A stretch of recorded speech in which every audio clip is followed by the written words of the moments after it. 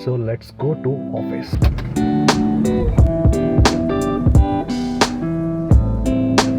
Hey guys, welcome back to my channel। और आज आप देख रहे होंगे कि मैं अपनी जीप में वापस आ चुका हूँ। दिवाली की बात है, मुझे दोपहर को 2 बजे के अराउंड मेरे वर्कशॉप वाले का फ़ोन आता है। वो बोलता है कि सर आप आइए और अपनी गाड़ी आके ले जाइए।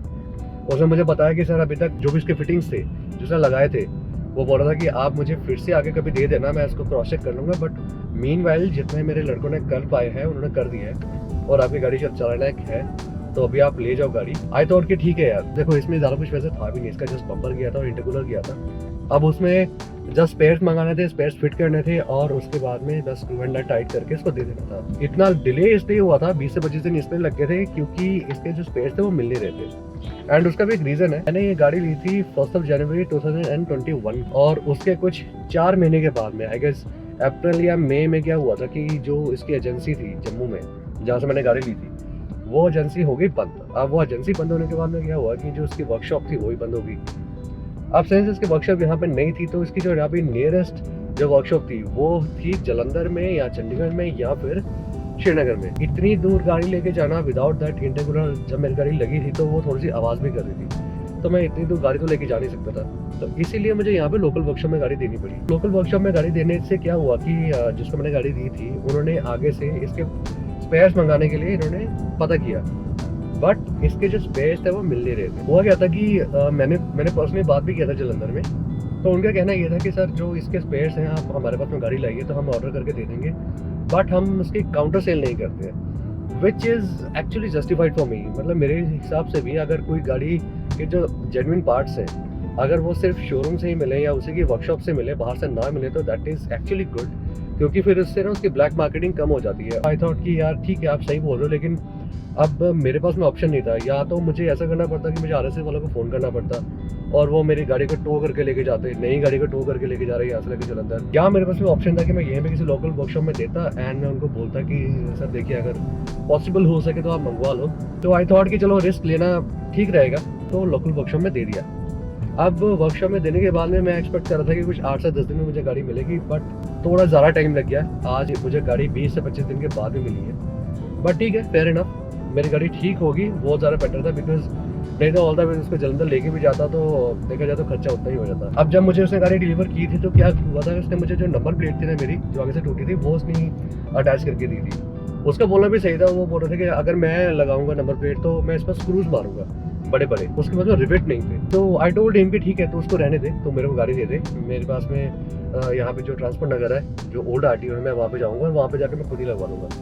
तो वही हुआ, मैंने उससे गाड़ी की डिलीवरी ले ली थी और अभी मैं परसों गया था वहाँ पर ओल्ड RTO में एंड मैंने फाइनली जाके नंबर प्लेट थी उसको भी अटैच करा लिया बराबर से। So right now my jeep is fit and fine. It just not कि मैं एक बड़ी गाड़ी चला रहा हूँ या कुछ है, बट एक फील कनेक्ट है इसके साथ में, एक इमोशन कनेक्ट है। मैं पुणे में था एंड मैं वहाँ से मुंबई गया हुआ था। So while returning back from Mumbai to Pune, highway पे इसका एक बहुत बड़ा सा होर्डिंग था। तो उसको देख के ही मुझे याद है, आज से शायद 3 या 4 साल की बात होगी, उस समय मैंने इसको देख के मैंने एक पोस्ट भी शेयर किया था। मैंने अपने इंस्टाग्राम पे एक पोस्ट डाला था कि that some day I am going to own this car. वो दिन था और आज के दिन है। वो जो कनेक्ट है ना वो जो जीप ब्रांड के साथ में, वो अभी तक चेंज नहीं हुआ है। जब मैं गाड़ी लेने भी जा रहा था ना तो मैंने 2 या 3 ऑप्शन देखे थे। पहले मेरे पास में i20 थी, अभी उसके ऊपर जब मुझे अपग्रेड करना था तो मेरे पास 2-3 ऑप्शन थे। या मैं क्रेटा लूँ, या मैं टाटा की हैरियर लूँ, या फिर मैं जीप लूँ। जब मैंने इसका ट्रायल्स वगैरह लेना शुरू किए तो क्रेटा पर तो मैंने पहले ही मना कर दिया था कि नहीं क्रेटा नहीं। तो मैंने चेक किया फाइनली टाटा हैरियर एंड इसको।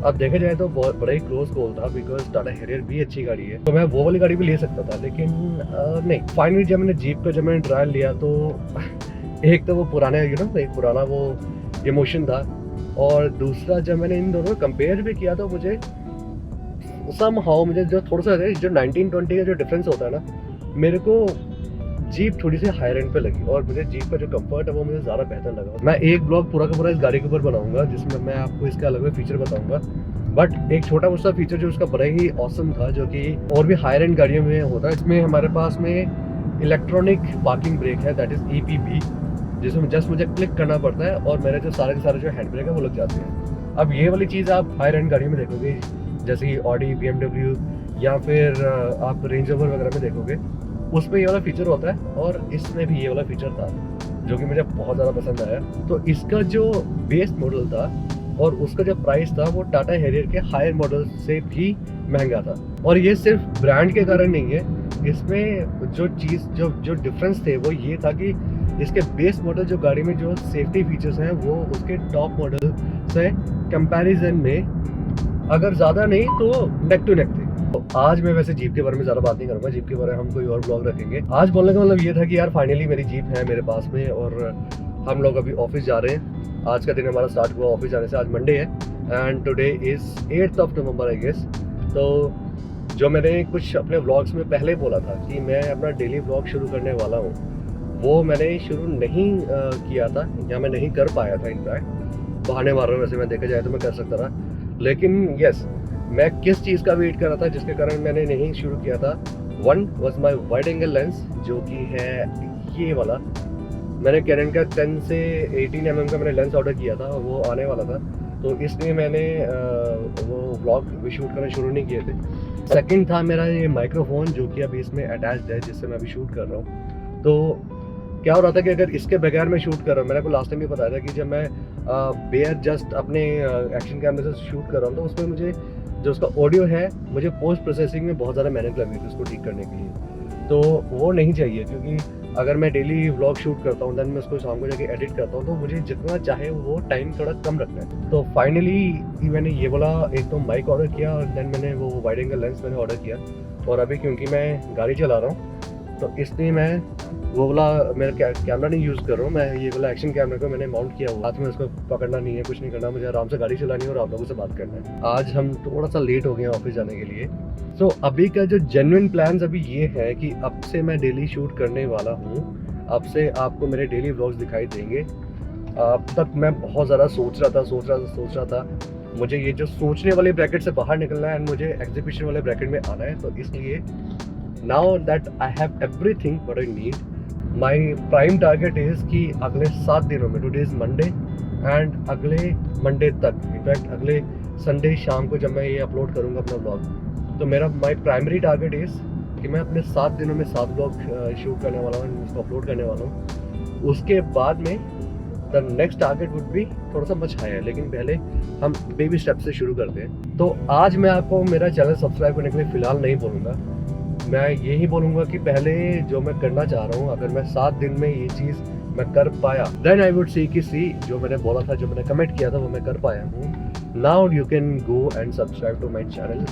तो इसीलिए आज मैं ये चीज़ नहीं बोलने वाला हूँ। आज you just watch this video. अगर आप ये वीडियो अभी तक देख चुके हो, अगर यहाँ तक आप पहुँच गए हो, तो उसके बाद में आपको एक कमेंट करना तो बनता ही है कि आपको वीडियो अच्छा लगा, बुरा लगा, कैसे भी लगा। ऑलमोस्ट मैं अपने ऑफिस पहुँचने वाला हूँ, तो ये वाला वीडियो आज हम एंड करते हैं। आज था मंडे, आज का ये हमारा पहला व्लॉग था। So 1 out of 7 is done. अभी हम कल मिलेंगे हमारे सेकंड व्लॉग में। So yes, good bye and see you.